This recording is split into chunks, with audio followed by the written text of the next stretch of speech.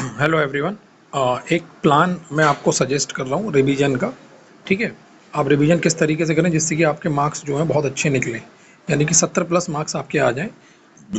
अब मैं यहाँ पर आपको दो प्लान सजेस्ट करूँगा। ठीक है, प्लान नंबर वन उन बच्चों के लिए, प्लान नंबर वन उनके लिए जो ऑलरेडी जिनका सिलेबस हो चुका है, जो सिलेबस कर चुके हैं। ठीक है, अभी तक मैं मान के चल रहा हूँ या फिर कल परसों तक 3-4 दिन में उनका सिलेबस ख़त्म हो जाएगा। ठीक है, उनका सिलेबस एंड है। ठीक है, सिलेबस एंड की तरफ जा रहा है और वो लोग किस तरीके से रिवीजन करेंगे। ठीक है, तो वो लोग क्या करेंगे, उनके लिए 7 से 8 घंटे का प्लान है। ठीक, दोबारा बता रहा हूँ, उन बच्चों के लिए जिनका सिलेबस ऑलरेडी अभी ख़त्म हुआ है, अभी है ना, या फिर वो रिवीजन मोड में है, तो उनका 7 से 8 घंटे का प्लान है। क्या करेंगे आप, 2.5 घंटे की यानी 2.5 आवर की दो सेटिंग लगाएंगे।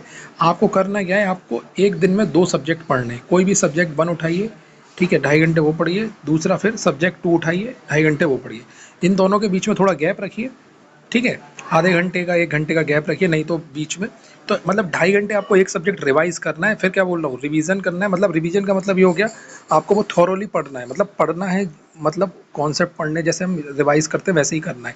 ठीक है, इसमें आप कोई न्यूमेरिकल वगैरह ना लगाएं। अगर लगे आपको कि कोई कॉन्सेप्ट के लिए न्यूमेरिकल लगाने हैं तो लगा लें, यानी मतलब पढ़ते समय कोई आपको न्यूमेरिकल दिख रहा है कि ये न्यूमेरिकल लगा लेना चाहिए, इससे 3-4 कॉन्सेप्ट कवर कर रहा है तो आप लगा लो। ये मतलब जो कॉपी में होते हैं वो कॉपी से आप रिवाइज कर रहे हो। ठीक है, अब इस 2.5 घंटे में आप चाहो तो रिवीजन के साथ साथ शॉर्ट नोट्स भी अपने प्रिपेयर करते रहो।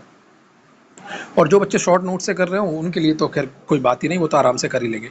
तो आपको दो सब्जेक्ट एक दिन में, तो ओवरऑल गोल ये है कि एक दिन में आपको दो सब्जेक्ट पैरेलली पढ़ने हैं। ठीक है, तो सब्जेक्ट 1 चलेगा और सब्जेक्ट 2। अब 2.5 घंटे आपको सब्जेक्ट 1 पढ़ना है और 2.5 घंटे आपको सब्जेक्ट 2 पढ़ना है। ये अपने हिसाब से आप डिसाइड कर लो। इसके अलावा जब आपका सब्जेक्ट 1 रिवाइज हो जाए तो अगर आप बीच में रेस्ट लेना चाहते हो रेस्ट ले लो। ठीक है, या फिर आप सब्जेक्ट 2 स्टार्ट करना चाहते हो, सब्जेक्ट 2 स्टार्ट कर दो रिवीजन के लिए। नहीं तो मैं क्या करता था, मैं सब्जेक्ट 1 मैंने पहले पढ़ा 2.5 घंटे, उसके बाद मैं बीच में मैं थोड़ा सा रेस्ट लेता था आधे घंटे का, उसके बाद फिर मैं इसके न्यूमेरिकल स्टार्ट करता था लगाना। PYQ या प्रैक्टिस जो भी टॉपिक पढ़े उनके दो दो तीन तीन चार चार क्वेश्चन, मतलब 1 घंटे में लगभग मैं मान के चलता हूँ कि 10 क्वेश्चन का टारगेट रहता था कि 10 क्वेश्चन लगा लूँ, क्योंकि रिवीजन मोड में था तो फास्ट लग जाते थे। ठीक है, ये कुछ PYQ लगा लेता था, टोटल मिला के 10 क्वेश्चन का टारगेट रहता था। अब 10 में 10 भी हो जाते थे, कभी कम भी रह जाते थे। तो ऐसे करके मैं कुल मिलाकर घंटे अगर मैं देखूँ तो एक सब्जेक्ट के लिए मैं 3.5 आवर्स दे रहा हूँ। ऐसे ही सब्जेक्ट 2 में 1 घंटा आप न्यूमेरिकल का ऐड कर लो जब आप देना चाहो इसको। तो ये कुल मिलाकर क्या हो गया, 3.5 घंटा, ये 3.5 घंटा है, टोटल 7 घंटा हो गया। आप चाहो तो आधा 1 घंटा और मैनेज कर सकते हो अगर हो। ठीक है, लेकिन अब सबसे इम्पोर्टेंट पॉइंट ये है कि जब हम रात को सोने जाएंगे तो नेक्स्ट डे की प्लानिंग पहले से ही रहेगी मेरे पास। ठीक है, नेक्स्ट डे की कि नेक्स्ट डे मुझको ये चीज़ें करनी है, वो प्लानिंग रहेगी। तो जब भी आप अगले दिन जाओगे तो प्लानिंग आपके पास होनी चाहिए प्रॉपर। ठीक, अब कुछ बच्चों ने अपना प्लान बना लिया होगा कि मैं संडे को रिवाइज करूंगा, मंडे को रिवाइज करूंगा। देखो, ये प्लान उन बच्चों के लिए है जिनका सिलेबस अभी खत्म हो गया, या फिर जो जिनको पता है कि मैं सिलेबस खत्म कर लूंगा आने वाले 10-5 दिन में। ठीक है, ये प्लान उनके लिए नहीं है जिनका सिलेबस नहीं हुआ, बताऊंगा अभी मैं।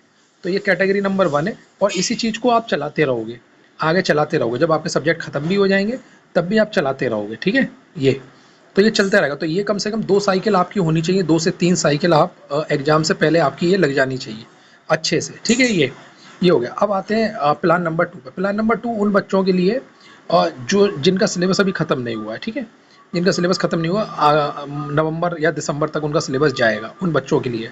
तो वो लोग क्या करें, अभी आपके मान लो 4 सब्जेक्ट आपके कंप्लीट हो गए, बाकी 5वां आप पढ़ रहे हो। ठीक है, 5वां आपका रनिंग है, 4 कंप्लीट हो गए। तो देखो यार, तुम लोगों को एक चीज़ समझनी है कि तुम लोग का सिलेबस नहीं हुआ है तो तुम अपने आप को उन लोगों से कंपेयर मत करना जिनका सिलेबस हो गया है। ठीक है, उनसे कंपेयर मत करना, क्योंकि वो ऑलरेडी तुमसे बहुत आगे हैं। ठीक है, वो एक अलग बात है कि वो पेपर में अच्छा करेंगे नहीं करेंगे, क्या सिचुएशन रहेगी वो जानते हैं, लेकिन अभी कंडीशन में वो तुमसे आगे हैं। लेकिन तुमको लीड उन कैसे लेनी है या तुमको उनके बराबर कैसे पहुंचना है, तो मैं एक तरीका बता सकता हूँ। ठीक है, वो ये है, जब मेरी रैंक 92 आई थी तब मैंने ये तरीका अपनाया था।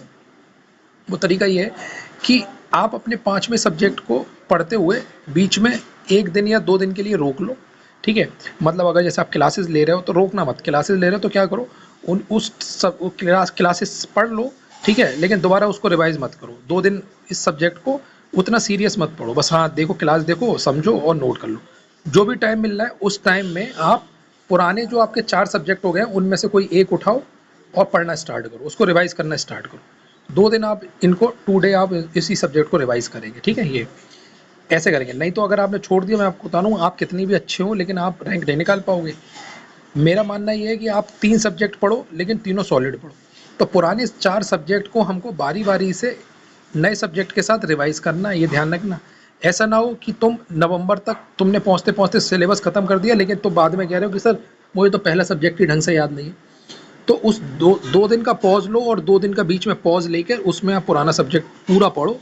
कोई बात नहीं, अगर आपको कम समझ में आ रहा है या आपका 70% भी हो रहा है 2 दिन में, तो 70% करो, लेकिन करो, ठीक है? ऐसे ही फिर जब 2 दिन खत्म हो जाए तो उस 5वें सब्जेक्ट को दोबारा कंटिन्यू करो। फिर 6-7 दिन का पढ़ो, 6-7 दिन, फिर बीच में 1 या 2 दिन का गैप लो, ठीक है? फिर अगला सब्जेक्ट या फिर उसी सब्जेक्ट को रिवाइज़ करो। मतलब कहने का है कि बीच में आपको पॉज़ लेना पड़ेगा, नहीं तो आपके ये सब्जेक्ट सब चले जाएँगे। मेरी बात मान लेना, नहीं तो रैंक नहीं निकाल पाओगे। बता रहा हूँ, तुम कितने भी बड़े सूरमा सही, तुम उस 3 घंटे को नहीं मैनेज कर पाओगे, क्योंकि सब्जेक्ट ही ध्यान नहीं आएँगे तो दिक्कत हो जाएगी। इसलिए 10 सब्जेक्ट अगर मान लो आपके सिलेबस में है तो 10 में से आप 9 ही पढ़ के जाओ, कोई दिक्कत नहीं है, 1 छोड़ दो, लेकिन ये 9 अच्छे होने चाहिए। मतलब अच्छे से मतलब ये होना चाहिए, एटलीस्ट तुमको जब कोई क्वेश्चन पढ़ो तो तुमको क्वेश्चन का आंसर निकालो ना निकालो अलग बात है, लेकिन एटलीस्ट आप क्वेश्चन को कनेक्ट कर पाओ कि हाँ यार ये कॉन्सेप्ट मुझे आता तो है, ठीक है? आंसर नहीं निकल रहा वो अलग बात है, लेकिन ये कॉन्सेप्ट मुझे आता है। तभी ये हो पाएगा जब आपके बार-बार रिवीजन होंगे। ये मत सोचना, कोई बच्चा अगर ये सोच के बैठा है कि सर नवंबर में सिलेबस ख़त्म कर दूंगा 15 नवंबर तक, उसके बाद तो टाइम ही टाइम है सर 2 महीने का, ठीक है सर, जनवरी और दिसंबर है सर, मैं उसमें रिवाइज करूंगा। अरे जनवरी दिसंबर कैसे निकलेंगे ना, तुमको पता भी नहीं लगेगा। जनवरी दिसंबर के लिए कुछ छोड़ो मत, जनवरी दिसंबर के लिए बस 2 से 3 सब्जेक्ट ही लोड रखो बस, कि बस मैं 2 से 3 सब्जेक्ट ही छोड़ूंगा, बाकी पुराने में साथ साथ रिवाइज करते हुए आऊँगा। वरना जनवरी दिसंबर कब निकल जाएगा तुम कुछ नहीं कर पाओगे, ठीक है? तो चीज़ों को समझो, एक प्लान बनाओ, और रिवीजन मस्ट है। तो मैंने दोनों के लिए बता दिया, अगर आप तैयारी, अगर आपका सिलेबस नहीं हुआ है और अगर आपका सिलेबस हो गया है, इस चीज़ को दोबारा समझ लेना, दोबारा चाहो तो रिवाइज करके रिवाइंड करके वीडियो दोबारा देख लेना, लेकिन चीज़ को समझो, रिवीजन करना नहीं छोड़ो, वरना नहीं हो पाएगा। कितने भी आप कर लेना, नहीं हो पाएगा, ठीक है?